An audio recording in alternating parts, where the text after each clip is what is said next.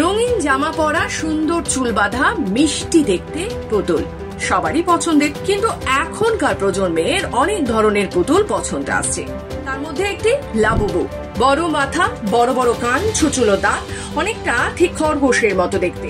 এই পুতুল ভালোবেসে আদর করে বাড়িতে আনলে তারপর কি হচ্ছে জানেন? জানতে দেখুন এই প্রতিবেদন। কি এই লাবুবু পুতুল? ভালোবেসে কাছে টেনে নিলে কি করছে এই পুতুল? রহস্য নাকি ভয়? কি আছে এই লাবুবু পুতুলের ভেতর? লাবুবু একটি জনপ্রিয় খেলনা পুতুল যা বর্তমানে বেশ আলোচিত।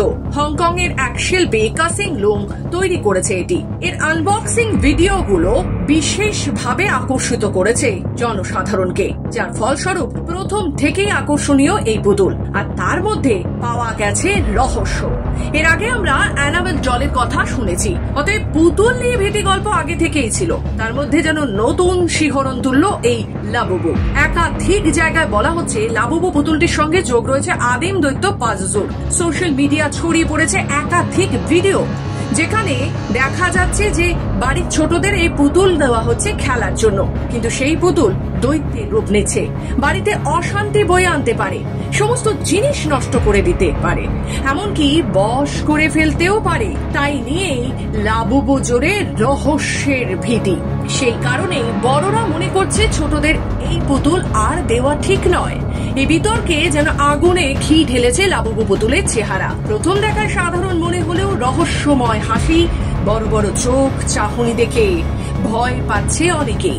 নেট দুনিয়া এখন পুরোদস্তুর ভূতের গল্পের আসরে পরিণত হয়েছে। মাঝরাতে পুতুলের ভৌতিক কার্যকলাপ থেকে শুরু করে অশুভ শক্তির উপস্থিতি দাবি লাবুবু পুতুলকে ঘিরে। সামাজিক মাধ্যমে তো অনেক ভিডিও ভাইরাল হচ্ছে যাতে দেখা যাচ্ছে অনেকে এই পুতুল ভুল করে কেনার পর বুঝতে পেরে তাকে দাহ করেছে। সোশ্যাল মিডিয়ার পাশাপাশি ছবি দিয়ে এই নিয়ে তৈরি হয়েছে নানান তত্ত্ব, যদিও এটি নিছকই সমাপতন বলেই মনে করা হচ্ছে। নরম ফাড়ি মোড়ানো এক পুতুল যে কিভাবে ইন্টারনেটের যুগে এসে ভুতুড়ে গল্পের কেন্দ্রবিন্দু হয়ে উঠতে পারে, লাবুবু বিতর্ক তারই জ্বলন্ত উদাহরণ। ব্যুরো রিপোর্ট, খবর বাংলা।